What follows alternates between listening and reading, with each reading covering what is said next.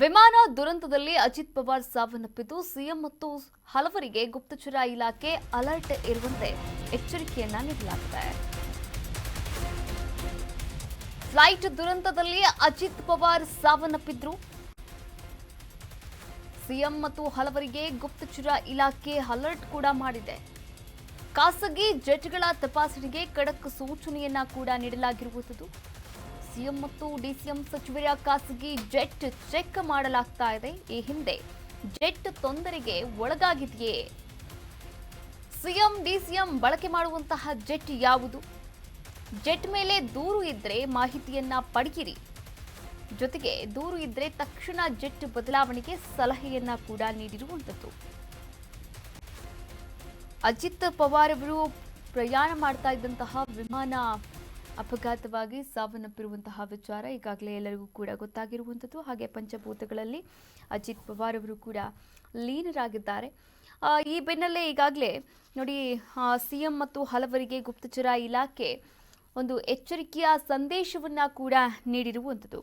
ಖಾಸಗಿ ಜೆಟ್ಗಳನ್ನು ನೀವು ಬಳಕೆ ಮಾಡ್ತಾ ಇದ್ದೀರಾ ಅನ್ನೋದಾದ್ರೆ ಅದರ ತಪಾಸಣೆಗೆ ಖಡಕ್ ಸೂಚನೆಯನ್ನ ಕೊಟ್ಟಿರುವಂಥದ್ದು. ನೀವು ಖಾಸಗಿ ಜೆಟ್ಗಳನ್ನು ಬಳಕೆ ಮಾಡುವಂತಹ ಸಂದರ್ಭದಲ್ಲಿ ಅದರ ಸ್ಥಿತಿ ಯಾವ ರೀತಿ ಇದೆ, ಈ ಹಿಂದೆ ಈ ಜೆಟ್ ಯಾವುದಾದ್ರೂ ತಾಂತ್ರಿಕ ದೋಷಕ್ಕೆ ಒಳಗಾಗಿತ್ತಾ, ತೊಂದರೆಗೆ ಒಳಗಾಗಿತ್ತಾ, ಇನ್ನು ಈ ಒಂದು ಜೆಟ್ ಯಾವುದನ್ನ ಬಳಸ್ತಾ ಇದ್ದೀರಾ, ಜೆಟ್ ಮೇಲೆ ಏನಾದರೂ ದೂರುಗಳಿತ್ತಾ, ಹಾಗೆ ಆ ದೂರುಗಳ ಬಗ್ಗೆ ಮಾಹಿತಿಯನ್ನ ಕೂಡ ಪಡಿತಾ ಇರುವಂಥದ್ದು. ಹಾಗೆ ಏನಾದರೂ ದೂರುಗಳಿತ್ತು ಅಥವಾ ತಾಂತ್ರಿಕ ದೋಷ ಈ ಹಿಂದೆಯೂ ಕೂಡ ಎದುರಾಗಿತ್ತು ಅನ್ನೋದೇ ಆದರೆ ತಕ್ಷಣ ಜೆಟ್ ಬದಲಾವಣೆ ಮಾಡಿ ಎನ್ನುವಂತಹ ಸಲಹೆಯನ್ನ ಕೂಡ ಕೊಟ್ಟಿರುವಂಥದ್ದು. ಮುಖ್ಯಮಂತ್ರಿ ಆಪ್ತ ಕಾರ್ಯದರ್ಶಿಗಳಿಗೂ ಕೂಡ ಅಲರ್ಟ್ ಮಾಡಲಾಗಿದೆ. ಹಿರಿಯ ಪೊಲೀಸ್ ಆಫೀಸರ್ಸ್ಗೂ ಕೂಡ ಖಡಕ್ ಸೂಚನೆಯನ್ನ ಕೊಟ್ಟಿದೆ.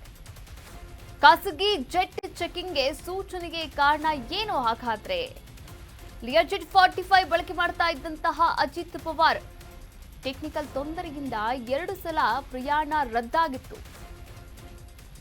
ಆದ್ರೂ ಕೂಡ ಪ್ರಯಾಣಕ್ಕೆ ಅದೇ ವಿಮಾನವನ್ನ ಬಳಕೆ ಮಾಡಿದ್ರು ಅಜಿತ್ ಪವಾರ್.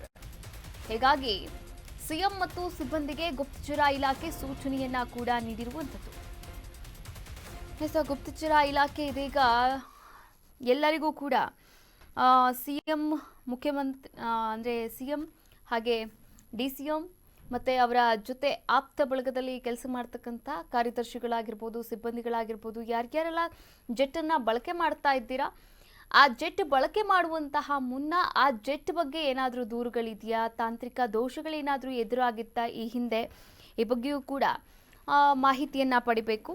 ನೋಡಿ, ಅಜಿತ್ ಪವಾರ್ ಅವರು ಲಿಯರ್ಜೆಟ್ 45 ಬಳಕೆ ಮಾಡಿದಂತಹ ಸಂದರ್ಭದಲ್ಲಿ ಅಪಘಾತ ಆಗಿರುವಂಥದ್ದು. ಹಾಗೆ ಈ ದುರಂತದಲ್ಲಿ ಅವರು ಸಾವನ್ನಪ್ಪಿದ್ರು. ಆದರೆ ದುರಂತದಲ್ಲಿ ಸಾವನ್ನಪ್ಪುವ ಮುಂಚೆ ಇದೇ ಜೆಟ್ನಲ್ಲಿ ಅವ್ರು ಯಾವಾಗಲೂ ಕೂಡ ಪ್ರಯಾಣವನ್ನು ಮಾಡ್ತಾ ಇದ್ರು. ಅಂದರೆ ಲಿಯರ್ಜೆಟ್ 45 ಇದು ಒಂದು ಚಿಕ್ಕದಾದಂತಹ ಒಂದು ವಿಮಾನ ಆಗಿರುವಂಥದ್ದು. ಹೀಗಾಗಿ 2 ಸಲ ಪ್ರಯಾಣವನ್ನು ಕೂಡ ರದ್ದು ಮಾಡಿದ್ರು. ಯಾಕೆ ಅಂತಂದರೆ ಟೆಕ್ನಿಕಲ್ ತೊಂದರೆಯಿಂದ.